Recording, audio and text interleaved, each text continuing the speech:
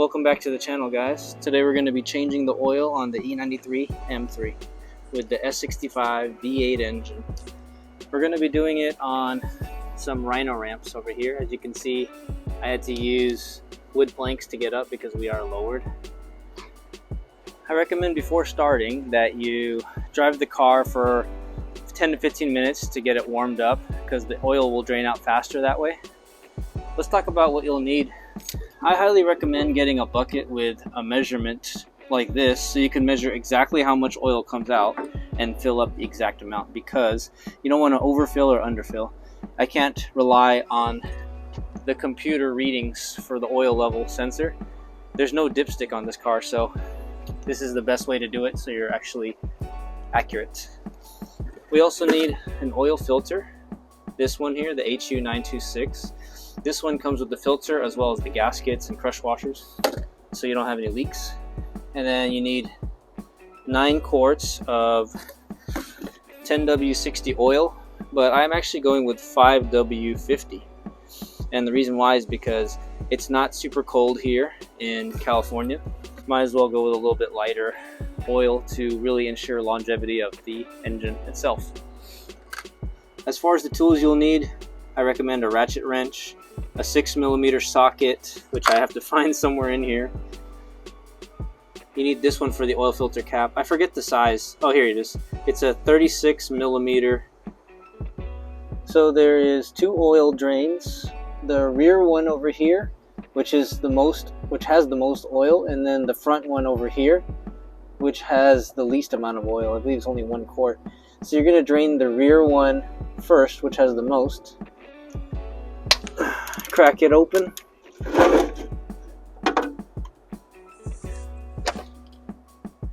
Now you can see that it is draining into our pan here, so I'm going to let that drain for a couple minutes and then start working on the other drain itself. So far I have drained 7.5 quarts. So let's do the front sump here.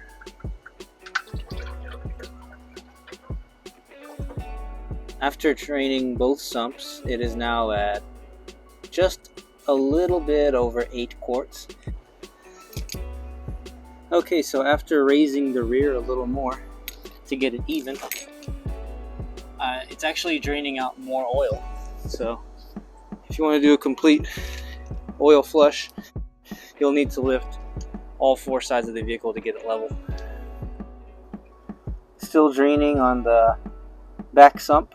So far we are at about 8.5 quarts, and it comes with a new filter itself, along with O-rings and 2 extra crush washers and a really small O-ring right there.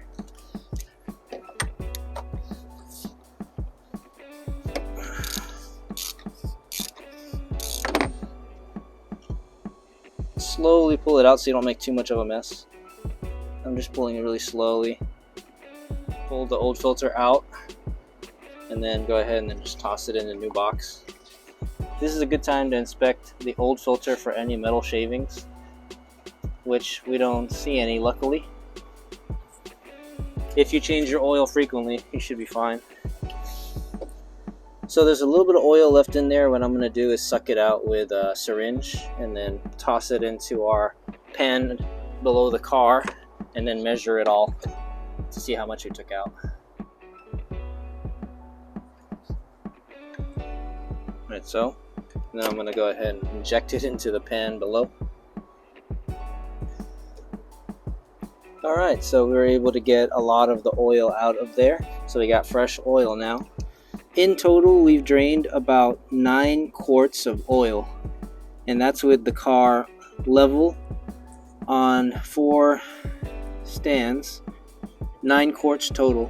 So now I know exactly how much to fill up, which is 9 quarts, how much I have right now. You want to make sure it seats all the way in. I like to use a pick to get that top O-ring out because it's kind of hard to get off. Like so. Now we're going to go ahead and get the bottom one off. I like to change these O-rings out every time just to make sure there's no leaks. Like so. Get some old oil and lube up the O-ring. Try not to lose it because it's really small.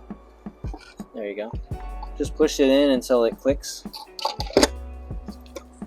Once that's all the way in, you can start threading it by hand.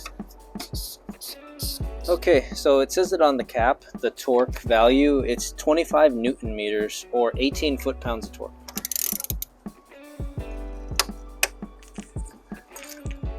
Alright, so we need to change the crush washer with the ones provided in the kit.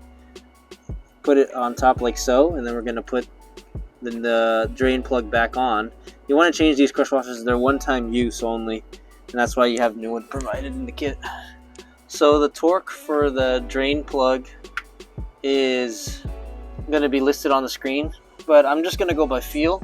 I'm going to go hand tight and then quarter turn, because you don't want to go too tight on these because it's easy to strip it. Alright, so there's hand tight. Now I'll go quarter turn here. Here we go. And that's it. Take a rag and wipe down your oil pan because it's probably pretty messy. So we actually drained out a little over 9 quarts of oil, and with the factory fill it's about 8.8 liters of oil, and we took out right around 9 liters, so pretty much got every ounce out of the car, which is nice. Now we can just fill up. I'm going to go ahead and fill up 9 quarts, and then we'll drive the car around and see where the oil level sensor shows up at, or where it ends up at. I think one thing I forgot was to pre-fill the oil filter. So you can actually put some oil into the oil filter itself so that you don't have any loss of pressure on your startup. These 5W50s are a really good deal on Amazon. It's $50 for a 6-pack. So it's 6 quarts for $50. I usually buy 2 of them, so I end up with 12 quarts for $100. And then the next oil change, I only need to buy 1, and that's only $50. Oh yeah, one cool hack you may not know of is FCP Euro has lifetime warranties, and they also accept returns on oil. So if you order their oil change kit, you pretty much have free lifetime oil changes if you send the oil back to them. You just got to use USPS flat rate boxes, and it's pretty dang cheap to send the oil back. Okay, now we're going to go ahead and put an oil cap back on. If you're not familiar with this oil cap, this is, I believe, an E36 or E46 oil cap, and it's a lot stronger. The gasket is thicker than the oil cap that comes with the S65 or V8 M3 originally, and this one's going to help prevent leaks at the oil cap itself. So I'll leave a link down in the description for this oil cap, that way you don't have any more leaks when you're up here. We're going to go ahead and head into the car, start the engine, let it run for 10 to 15 minutes. Might even have to drive it around for a bit. The oil sensor is really picky, but once it reads, we're going to go ahead and know if we need to add more or take some oil out.